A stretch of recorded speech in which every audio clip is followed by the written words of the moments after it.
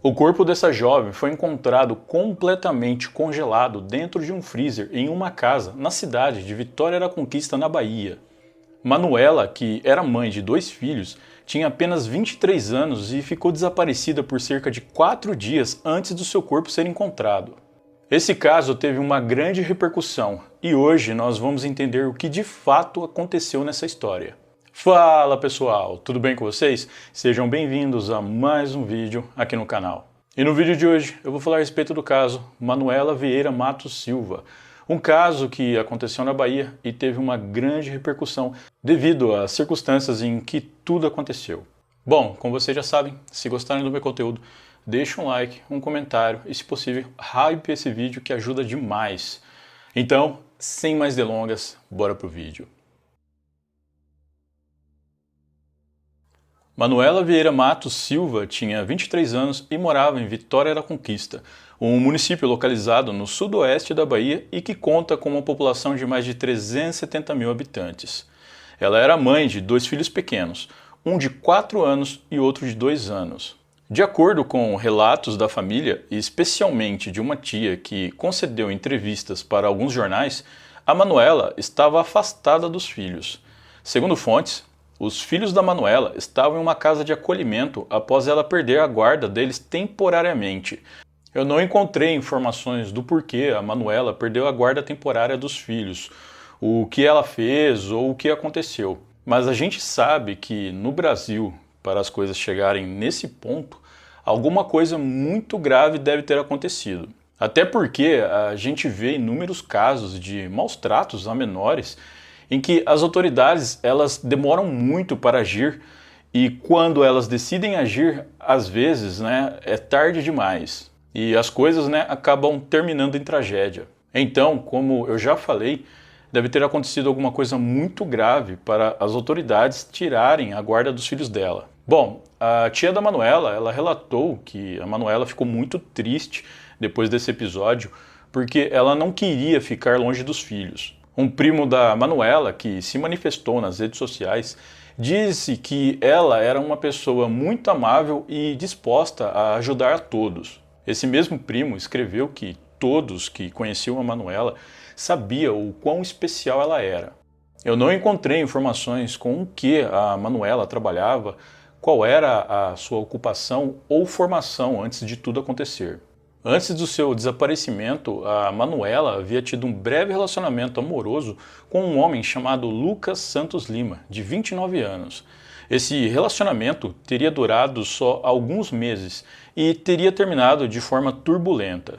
Segundo alguns relatos, Lucas e a Manuela, eles brigavam muito.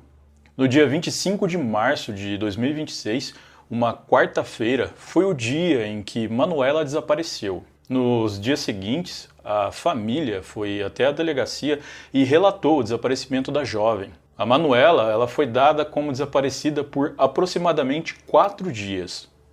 A polícia chegou a fazer algumas buscas em locais que ela costumava frequentar e a família entrou em contato com todos os amigos e conhecidos de Manuela, mas ninguém sabia onde ela estava.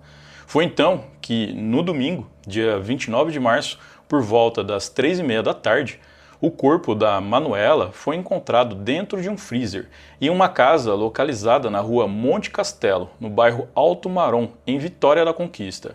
O corpo estava em posição fetal e totalmente congelado, indicando que ela foi colocada naquele freezer já no primeiro dia em que desapareceu, 25 de março. A casa em que o corpo foi encontrado é a casa em que Lucas mora, e quem encontrou o corpo foi a companheira dele. Ao fazer essa descoberta macabra, a mulher rapidamente ligou para a polícia militar, que chegou ao local em poucos minutos. Aos policiais, ela disse que estava em processo de mudança para aquela casa e estranhou que lá tinha vários objetos femininos que não pertenciam a ela, e quando ela abriu o freezer, encontrou o corpo de uma jovem. O Departamento de Polícia Técnica, o DPT, foi chamado e eles realizaram a primeira perícia no local. Posteriormente, eles removeram o corpo e encaminharam para o IML para testes e também para fazer o reconhecimento oficial. O reconhecimento do corpo foi feito no mesmo dia em que ele foi encontrado, confirmando que se tratava da Manuela. No dia 31 de março foi realizada a autópsia no corpo e demais análises. Foi constatado que a Manuela sofreu alguns ferimentos, algumas perfurações, por um objeto pontiagudo com lâmina, muito provavelmente uma faca. Além disso, há a suspeita de que ela estivesse grávida, mas isso só será confirmado nos próximos dias. Segundo algumas fontes, uma tia da Manuela chegou a comentar que a Manuela suspeitava que estava grávida pela terceira vez. Então é muito provável que a Manuela realmente estivesse grávida, mas como eu já disse, isso só vai se confirmar nos próximos dias.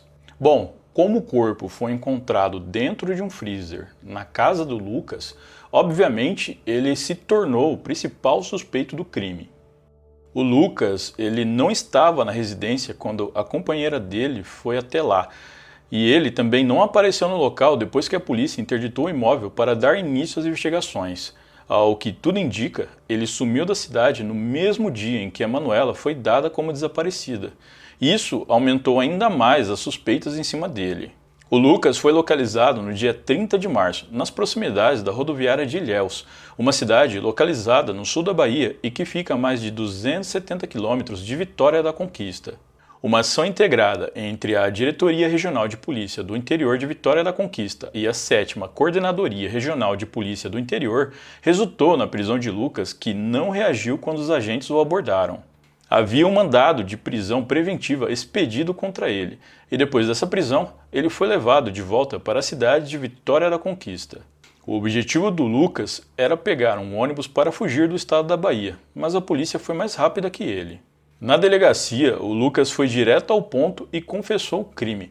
Na versão dele, ele disse que encontrou a Manuela em um ponto de drogas e, como eles já haviam tido um relacionamento, ele decidiu convidar ela para sua casa para eles ficarem em um local mais reservado. Segundo Lucas, a Manuela aceitou esse convite e, já na casa dele, eles passaram a consumir entorpecente juntos, mas em dado momento, eles começaram a discutir e essa discussão escalou para uma briga que resultou na morte de Manuela.